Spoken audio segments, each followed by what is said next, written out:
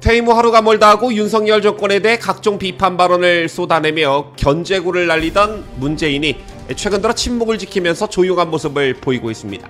그 배경에 관심이 쏠리고 있는 것인데, 정치권에서는 문재인이 조용해진 시점이 한창 검찰 수사가 진행 중인 문재인 정부의 집값 통계 조작 의혹과 문재인의 사위 특혜 채용 수사가 본격적으로 시작한 것과 맞물려 있다는 점에 주목하고 있습니다. 특히 문재인 사위 특혜 채용 의혹과 관련한 새로운 수사 내용이 보도됐는데, 이 소식도 함께 보도합니다.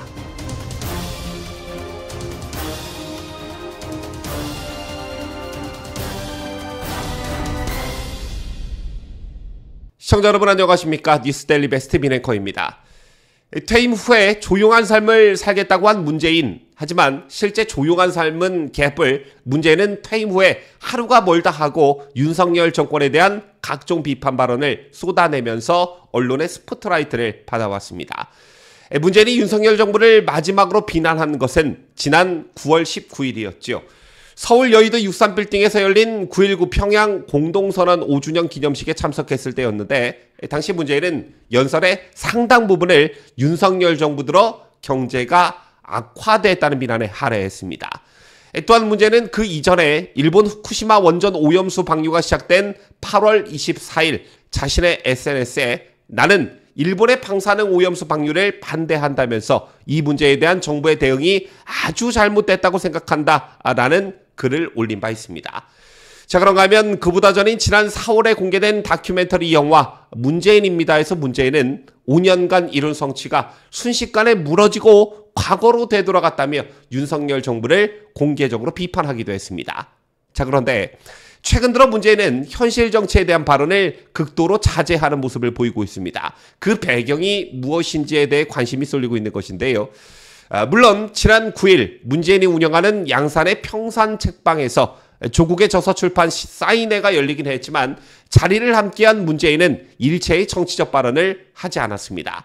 당초 이날 사인회에는 조국이 내년 총선 출마 기정사실화를 하기 위한 일종의 신고식으로 받아들여졌습니다. 제 같은 정치 이벤트의 또 다른 주인공으로 문재인을 동원하려 했던 조국의 의도와는 달리 문재인은 조국과 나란히 앉는 것을 극구 사양할 정도로 자제하는 모습을 보였습니다. 그런데 이게 문재인과 관련한 검찰 수사와 맞물린 시점이라는 것 때문에 관심을 받고 있는 것인데요. 대통령실이 한창 검찰 수사가 진행 중인 문재인 정부의 집값 통계 조작 의혹을 꺼낸 이후 문재인이 갑자기 조용해졌다는 것입니다. 아시다시피 통계 조작 사건으로 이미 문재인 정부 시절 주요 인사들이 수사 대상에 올라 있고, 지금으로부터 약 3주 전에는 검찰이 대통령 기록관을 압수수색하는 일도 있었습니다. 따라서 해당 수사가 문재인의 턱 밑까지 치고 올라왔다라는 분석이 나온 바 있고요. 이와 함께 문재인의 전 사위 서모 씨 특혜 채용 의혹을 수사 중인 전주지검 형사 3부는 지난 13일 세종시 소재 중소벤처기업부와 인사혁신처, 그리고 경남 진주시에 있는 중소벤처기업진흥공단 본사와 서울사무소 등 4곳에 대해 대대적으로 압수수색을 하면서 이 사건에 대한 수사에 속도를 내고 있는 상황입니다. 자, 아시다시피 검찰은 항공업 경력이 없는 문재인의 사위 서 씨가 2018년 타이 이스타젯 전무이사로 특혜 채용된 대가로 이 항공사의 사주인 이상직 전 의원이 중진공 이사장으로 임명된 것으로 보고 있지요. 자, 이후 서 씨가 이혼한 사실 등이 전해지면서 이 사건은 문재인 또는 청와대 핵심 측근들이 개입한 친인척 비리로 의심받고 있는 그런 상황입니다. 자, 특히나 이 사건이 갖는 휘발성 또한 만만치가 않습니다.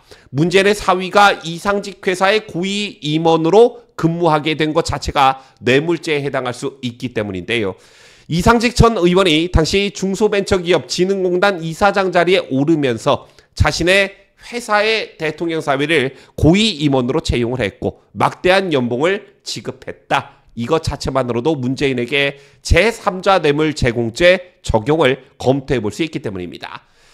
참고로 문재인 정권 하에서 전주지검장이 4번이나 바뀌도록 전혀 수사에 진척을 보이지 않았던 이 사건은 이재명이 성남FC 뇌물 사건을 수사했던 이창세 전 성남지청장이 지난 3월 검사장으로 승진해 전주지검장으로 부임한 뒤에 수사가 급물살을 타고 있습니다. 어제만 해도 이 수사가 상당 부분 진척이 됐다는 것을 알 수 있는 보도가 있었는데요. 검찰이 문재인의 사위 서 씨가 취업한 타이 이스타제 대표가 이상직 전 의원에게 급여 지급 내역 등을 상세하게 보고했다는 진술을 확보한 것으로 알려졌습니다. 해당 사건을 수사 중인 검찰이 최근 전현직 이스타항공 관계자들을 조사하는 과정에서 서 씨가 태국 방콕에서 근무할 때 지급됐던 급여는 물론 주거지 임차 비용, 기타 소액 비용까지 모두 박모 타이 이스타제 대표가 이메일 등을 통해 이상직 전 의원에게 상세하게 보고했다는 취지의 진술을 확보했다는 겁니다. 자, 이게 의미하는 것은 이상직 전 의원이 서 씨 채용부터 지급된 비용까지 직접 관리했다는 말이 됩니다. 항공업 경력이 없는 문재인의 사위 서 씨를 타이 이스타제 전무이사로 특혜 채용했고 급여는 물론 주거지 임차 비용, 기타 소액 비용까지 모두 보고를 받았다. 이 말은 이상직이 서 씨를 직접 챙겨왔다는 의미가 되는 것입니다. 자, 사실 문재인의 사위 특혜 채용권은 한때 세상을 떠들썩하게 했던 문재인의 딸 문다혜 가족의 해외 이주 논란과 맞닿아 있습니다. 다른 유명 정치인들보다 다소 지명도가 떨어진 이상직 전 의원이 주목을 받기 시작한 건 이상직의 회사가 문재인 일가와 얽히면서부터입니다. 문재인의 딸 문다혜는 문정권 들어선 이후 태국으로 이주한 사실이 드러났는데 하필 문다혜의 남편이자 문재인의 사위 서 씨가 이주 2달 뒤에 바로 타이 이스타에 취직했기 때문이었습니다.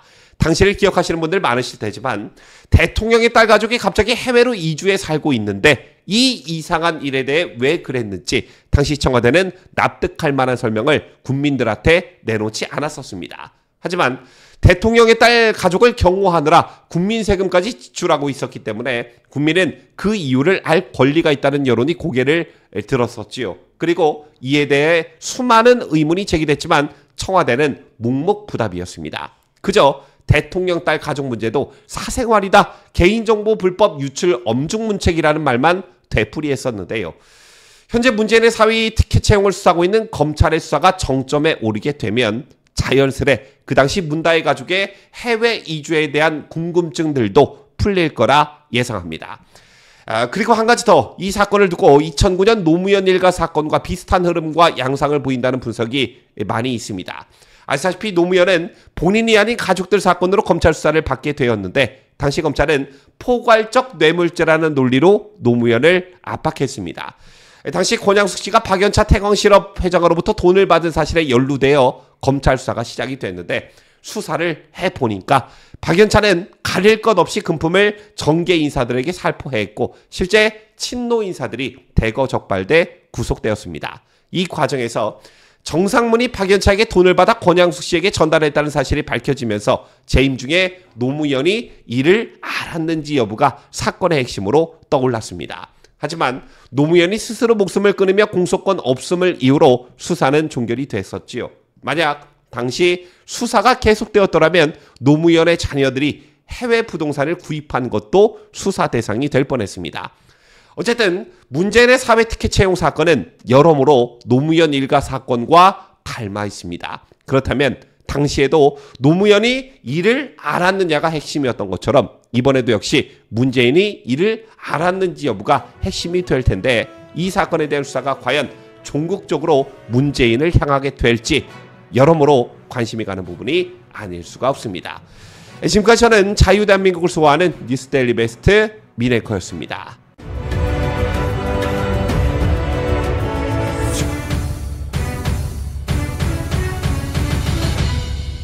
함께해요. 뉴스데일리 베스트.